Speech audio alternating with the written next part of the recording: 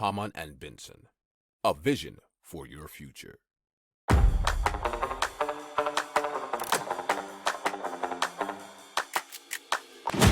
Économie, tech et innovation, hydrogène, énergie. Le journal des stratèges. Présenté par Boris Kahl. Bonjour à tous et bienvenue dans le journal des stratèges consacré aujourd'hui à l'hydrogène. Allez, au sommaire, on va vous parler de véhicules à hydrogène avec les voitures à hydrogène, les vélos à hydrogène, les camions à hydrogène. On va vous parler aussi de records du monde fait avec une voiture à hydrogène, de ports avec le développement de l'hydrogène, donc il y a le développement des échanges, la production et la distribution d'hydrogène en plein Paris, et puis bien sûr le côté technique avec de nouveaux électrolyseurs en France. Vous écoutez le journal des stratèges numéro 250 et ça commence tout de suite. Hamann and Benson. Le journal des stratèges. Et donc on commence tout de suite avec NAM-X, c'est une voiture à hydrogène avec des réservoirs amovibles. Donc NAM-X, donc N-A-M avec un grand X, donc eh bien elle a des réservoirs amovibles et on nous dit comme si vous enleviez la batterie de votre vélo électrique. Donc ça donne une forme un peu plus complexe puisque ces réservoirs contiennent de l'hydrogène et sont intégrés à un gros SUV électrique qu'on peut aussi appeler HUV selon automobilemagazine.fr. Alors la start-up est française et ils ont travaillé 5 ans pour mettre au point cette HUV. Donc le design était très sympathique puisque si vous y connaissez en automobile, ça vient de Pininfarina. Il y a 2 versions donc pour la fiche technique, une première de 300 chevaux avec un moteur arrière et une autre de 550 chevaux en 4 roues motrices. Alors le NAM-X devrait pouvoir parcourir environ 800 km. Et donc, en plus du réservoir principal d'hydrogène, 6 autres petites unités de stockage amovibles seront réparties sur le véhicule. Elles sont faciles à enlever, elles permettraient d'effectuer des échanges avec des réservoirs pleins et même de se les faire livrer à domicile ou au travail. Alors le prix devrait débuter autour de 65 000 € pour la version 300 chevaux et la voiture serait pour l'instant commercialisée en 2025. Hamann and Benson. Le journal des stratèges. Alors on va vous parler maintenant de vélos à hydrogène et on va partir pour cela au Pays Basque avec Pragma Industries qui produit donc des vélos électriques alimentés à l'hydrogène. Alors il faut savoir que comment ça fonctionne, c'est que l'électricité n'est pas contenue dans la batterie mais sous forme d'hydrogène puisqu'on a une pile à combustible qui va prendre l'hydrogène contenu dans un réservoir, le faire rejoindre avec l'oxygène de l'air et créer par le mélange un courant électrique, c'est ce que nous dit l'article de France 3 Région. Alors pour réaliser leur modèle, Pragma Industries s'est associé à Verso Énergie qui est une entreprise parisienne qui produit de l'hydrogène à partir donc d'électrolyse. Alors, je ne vais pas réexpliquer l'électrolyse, si vous nous écoutez souvent, vous savez ce que c'est. Alors, Pragma Industries et Verso Énergie comptent pour promouvoir leur vélo à hydrogène traverser la France du Havre à Fos-sur-Mer pendant 5 jours.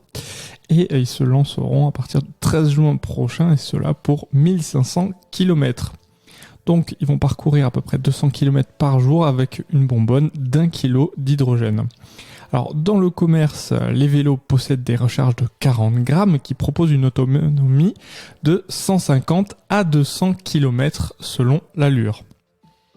Alors, donc, l'entreprise compte produire près de 500 unités cette année et c'est pas donné, notez, puisque ça coûte 4 690 € pour l'instant le vélo. Si vous aimez cette revue de presse, vous pouvez vous abonner gratuitement à notre newsletter qui s'appelle La Lettre des Stratèges, LLDS, qui relate, et cela gratuitement, du lundi au vendredi, l'actualité économique, technologique, énergétique, mais aussi de l'hydrogène, et puis de tout ce qu'on trouvera super intéressant pour votre vie. Hamann and Benson. Le journal des stratèges. Allez, on parle maintenant de record avec une voiture à hydrogène et c'est ARM Engineering qui l'a réalisé ce record du monde. Et cela grâce à une Renault Zoé modifiée.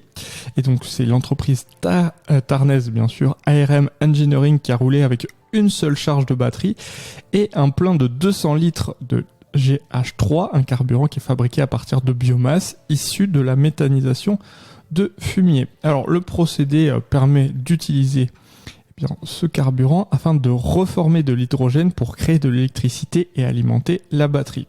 Alors 5 pilotes se sont relayés sur le circuit d'Albi et cela pendant 3 jours au volant du prototype et cela de 7h le matin jusqu'à minuit afin de dépasser le record de la distance battue par un véhicule à hydrogène qui était établi par le Toyota Mirai aux États-Unis.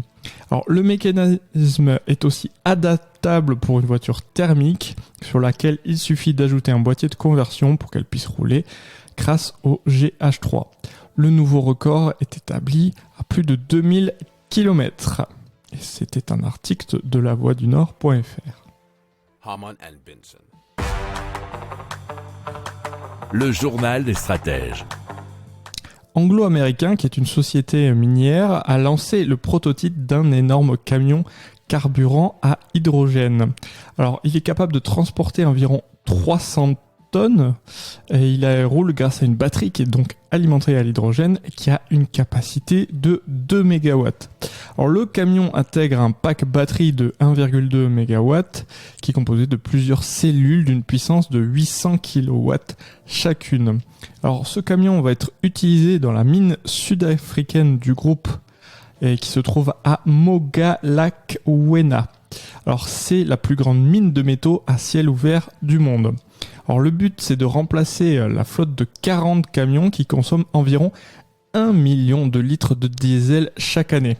Alors, le nouveau camion tire son énergie d'une ferme de panneaux solaires qui fournit un électrolyseur d'hydrogène. Donc, on a bien affaire à de l'hydrogène vert. Alors, la solution fait partie du système NuGen, ZEHAS, ZHS pour Zero Emission Haulage Solution, qui est implanté auprès de la mine. Alors, le projet doit être mis en route à partir de 2026 et permettra aux 8 mines d'anglo-américains d'être carboneutres d'ici 2030 et en 2040 pour l'ensemble des activités du groupe. Si vous aimez cette revue de presse, vous pouvez vous abonner gratuitement à notre newsletter qui s'appelle La Lettre des Stratèges, LLDS, qui relate, et cela gratuitement, du lundi au vendredi, l'actualité économique, technologique, énergétique, mais aussi de l'hydrogène et puis de tout ce qu'on trouvera super intéressant pour votre vie. Hamann and Benson. Le journal des stratèges. Et donc, une nouvelle station de distribution d'hydrogène va ouvrir courant juin, porte de Saint-Cloud dans le 16e arrondissement de Paris. Il y aura des pompes, mais aussi une unité de production d'hydrogène, et cela grâce donc à i7Co.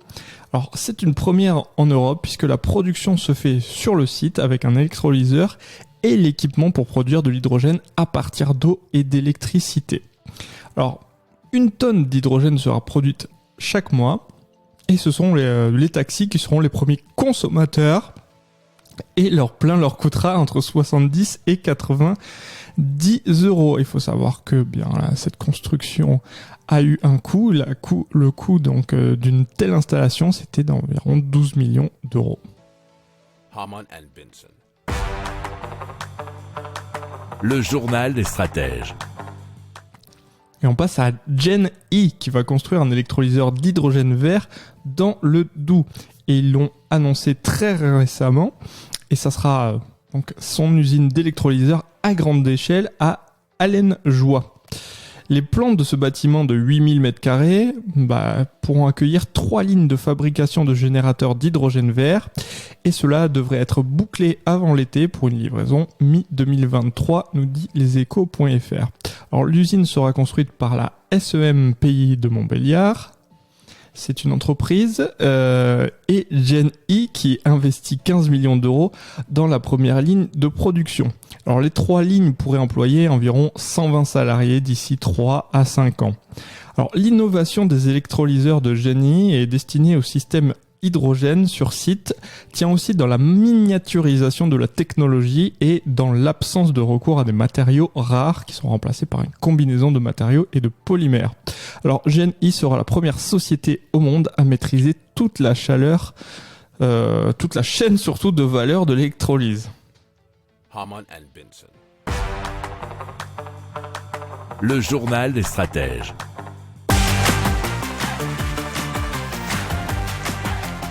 Voilà, c'est terminé pour aujourd'hui. Je vous souhaite une excellente journée et je vous dis à plus tard pour plus d'infos. Ciao!